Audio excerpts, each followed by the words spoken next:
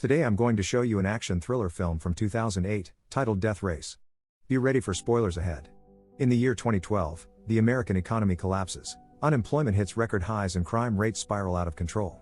The prison system reaches a breaking point, so private corporations now run all correctional facilities for profit. Terminal Island Penitentiary streams a series of cage fights live on the internet, and prisoners fighting to the death become a rating sensation. However, the audience soon becomes bored and demands more, and that's how the Death Race is born, a show where inmates race each other to the death in specially modified cars in order to win their freedom. In today's race, there are only two cars left. One is driven by masked inmate Frankenstein and his navigator, Case, and the other is Frank's oldest rival, Machine Gun Joe.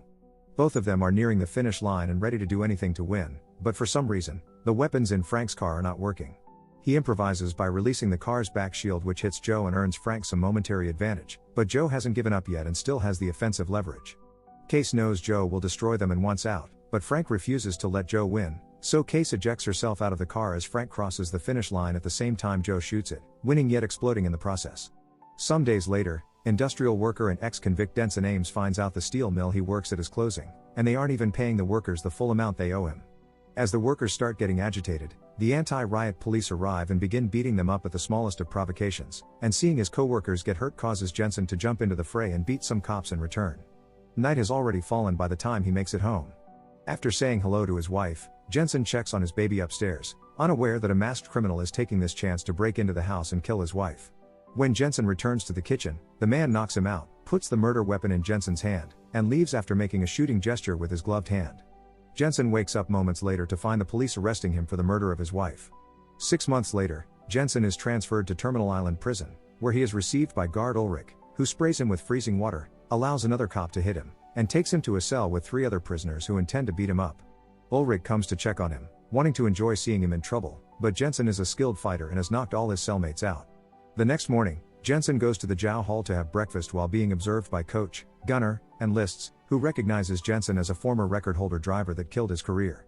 The hall suddenly falls silent when Pachenko and his friend approach Jensen to provoke him, first by spitting on his food, then calling him a woman killer and a kid abuser. Jensen reacts by jumping on Pachenko to beat him up, but they're soon interrupted by the cops, who take Jensen to see Claire Hennessey, the prison warden. She's seen Jensen's record and knows he's a fantastic driver, so she makes him an offer. She wants him to become the new Frankenstein. The real one died on the operating table after his last race, but nobody knows this yet, so anyone could replace him under the mask.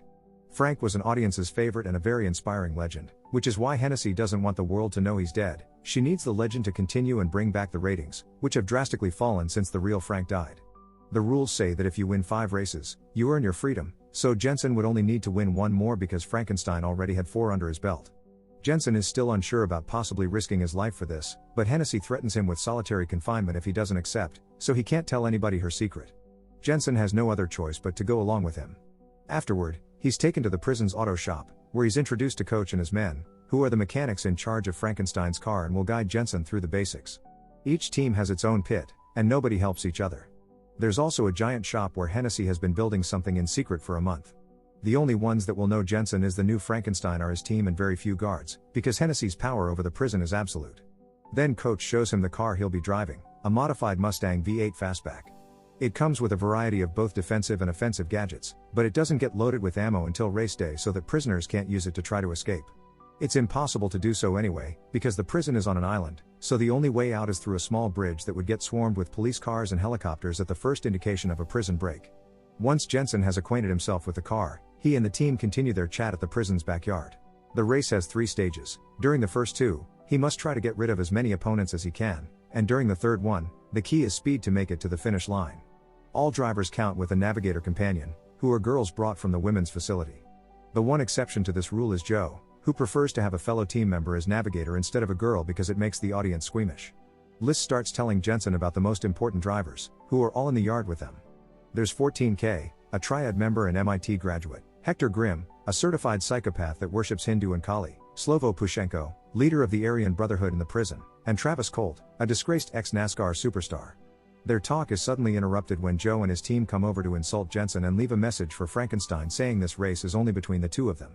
At the moment, a van brings back some inmates that have been doing work detail, and Jensen notices something peculiar on their wrists. They have GPS tracking bracelets, and seeing them makes him realize the man that killed his wife was wearing one as well. When the day for the first race stage finally comes, Jensen is given Frank's clothes, mask, and even his ring to wear, and his mere presence brings back all the viewers the show had lost. Coach tells him not to talk to the other drivers because Frank didn't. It was part of his mystique, but he's allowed to take off his mask inside the car because the windows are made of mirrored glass, and Case also knows the secret. While getting ready, Jensen asks her what she's in prison for, and she admits having killed a cop for being a bad husband to her. The race starts a moment later, and since weapons don't activate until the second of 3 laps, the beginning isn't very violent, although the drivers still try to push each other off the track. Thanks to Case's knowledge of the area, it's easy for Jensen to go head-to-head with Joe at the very front, managing to pass him into first place when Case points out a shortcut he can take.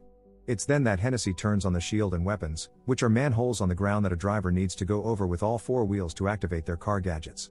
Soon there is open fire on the track, and when Hennessey activates the Death Heads too, Grimm kills a minor driver by pushing his car against it. He also causes Joe to fall behind after shooting oil at his car, but he loses the race when 14K pushes him off track with a missile and Joe runs him over. Jensen manages to activate the weapons, but the machine gun gets stuck, so Case gets on the hood of the car to fix it, causing the others to concentrate their bullets on her. Jensen's skills allow him to dodge them all and Case returns safely to the passenger seat afterward. Jensen steals a defense manhole from Colt, but as it happened to Frank, none of his defense systems will work, and the rear shield won't survive much longer. Quickly Jensen thinks of a plan on the spot. He makes Case unhook the napalm and sit on his lap so he can launch her chair with the napalm on it. It's Colt's car that gets hit, and now that it's covered with napalm, Case throws the car's lighter at it, lighting it on fire and getting him off the race. With Colt gone, Jensen goes head-to-head with Joe again, but he is suddenly distracted by Pachenko, who makes the same hand gesture the man that killed his wife made at him before leaving. Joe takes advantage of this and pushes Jensen's car back, causing him to come last while Pachenko gets first place. 3 drivers are dead, and 6 remain for the second stage. After the race, Coach and his men check the car and notice the gadgets are working properly, so it doesn't explain why they wouldn't activate when they had to. Jensen goes to see Hennessey to tell her he won't race anymore because he knows Pachenko killed his wife and all this has been a setup to frame him so she could get a new driver to replace Frankenstein. She doesn't admit to it, but she does show him a picture of his daughter in the foster home she's gone to, reminding Jensen that he should play along if he wants to see his daughter again. Not being able to do anything about it, Jensen goes back to the yard, where he chats with Coach and asks him why he doesn't wear a number. Coach explains he is technically not a prisoner anymore. He qualified for parole 3 years ago, but he couldn't bring himself to cross the gate. The world had changed too much, and he preferred the familiarity of the races. He also doesn't believe Jensen killed his wife. Later in the evening, while working on the car, Jensen sees Pachenko passing by and decides to follow him to his pit, where he gets captured by Pachenko's team. He punches Jensen a couple of times before grabbing a heavy tool to smash his head, not caring if he is Hennessey's protection, but he's stopped by Lists, who stabs him on his back with a pen. Jensen takes advantage of the distraction to grab a metal shard from the ground and stab his captor, then he knocks him and his friend out before going after Pachenko. He punches him, throws him around, and hits him with various boxes until Pachenko admits Hennessey made him kill his wife and Ulrich was the one to take him there. When Jensen gets ready to kill him in revenge, Ulrich shows up with another guard and stops the fight. The next day, right before the second stage of the race begins, Pachenko teases Jensen by making the same hand gesture at him. However, Jensen doesn't fall for the provocation. In fact, he starts driving slowly on purpose and takes a tunnel so he can talk to Case in private. He wonders if she killed Frank because he finds it suspicious that the car's gadgets malfunctioned 2 races in a row, and he threatens her to expel her off the car if she doesn't answer. Case admits having sabotaged Frank's rear weapons because Hennessey would reward her with her freedom.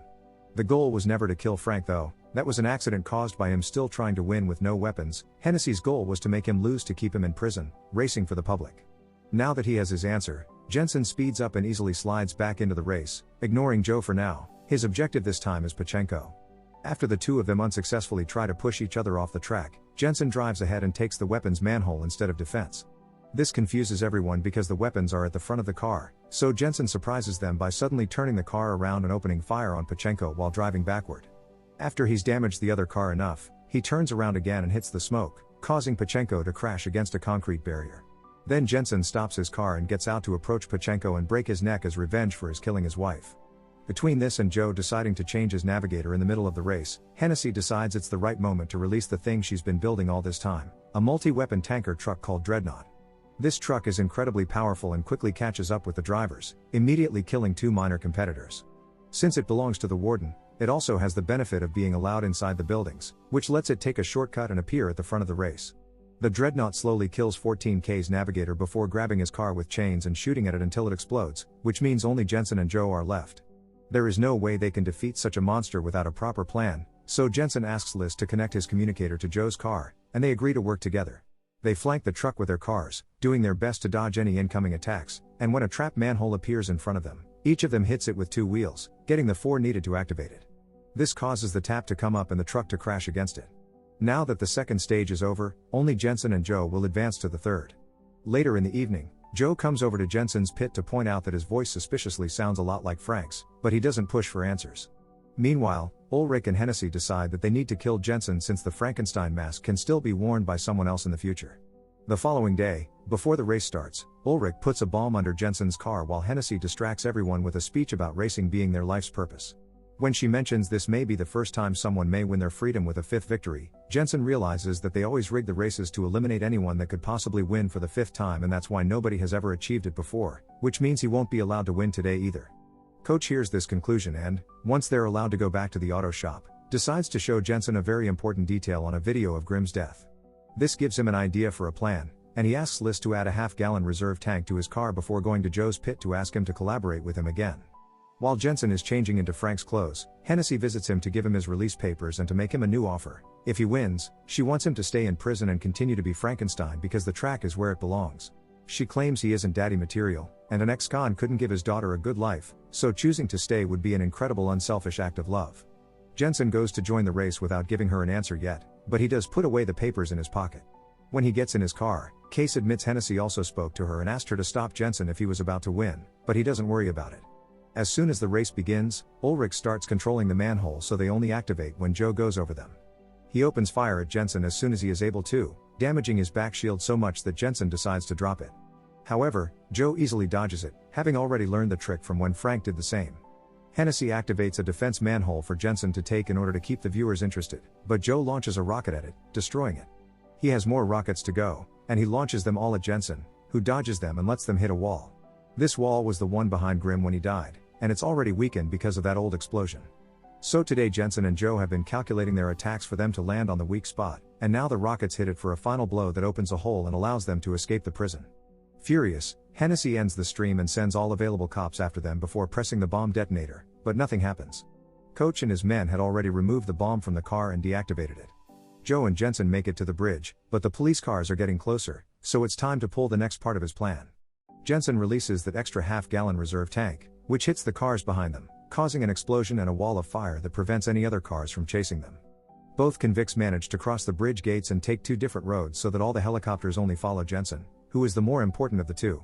As Joe drives away, Case agrees to help Jensen with the last part of his plan because she owes it to Frank, and Hennessey has already given her the release papers, so they'll be obliged to let her go. When they are passing by some construction cranes, Jensen jumps off the car under their shadows and hides in there while Case takes his place at the wheel. She only gets to drive a couple of miles more before the helicopters stop her with a wall of fire, but when she comes out of the car with her hands up, she's wearing Frank's clothes and mask. Since most people don't know about the identity exchange, the cops arrest her and take her back to the prison, allowing Jensen to escape and meet with Joe so they can board a freight train together. Back in the prison offices, Ulrich says the ratings are off the charts and congratulatory gifts are already arriving. When Hennessey opens the gift box he brought, she discovers the bomb Ulrich had placed under Jensen's car, which subsequently explodes, killing them both. Outside in the track, Coach can be seen having pressed the detonator. 6 months later, Joe and Jensen have made a new life in Santa Rosalia, Mexico. They work together as mechanics in their own auto shop, and Jensen has regained custody of his daughter. Case visits them too after her release papers finally get processed, bringing with her a racing car for them to check out. Don't forget to like and subscribe for more videos like this.